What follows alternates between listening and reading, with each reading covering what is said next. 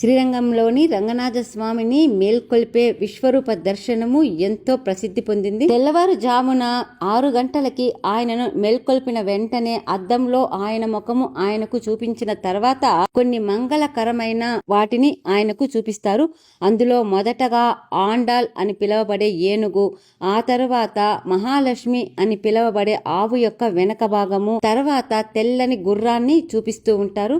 ఆవు యొక్క వెనక భాగంలో కామధేనువు కొలువై ఉండటం చేత కామధేనువుని ఆయనకు చూపించడం జరుగుతుంది. ఏనుగుని గుర్రాన్ని ఎదురుగా నిలబెట్టి ఆవుని వెనుక వైపుగా నిలబెట్టి రంగనాథ స్వామి ఆలయ గర్భగుడి తలుపులు తెరుస్తారు. ఈ మూడింటిని చూసిన తర్వాత ఏనుగు గీంకారం తోటి మంగళకరమైన వీణా నాదం తోటి శ్రీరంగనాథుల స్వామి వారు మేల్కొని భక్తులను అనుగ్రహిస్తారు. ఎంతో అద్భుతంగా అనిపించే ఈ విశ్వరూప దర్శనాన్ని చూడడానికి దేశం నలుమూలల నుండి భక్తులు వస్తూ ఉంటారు.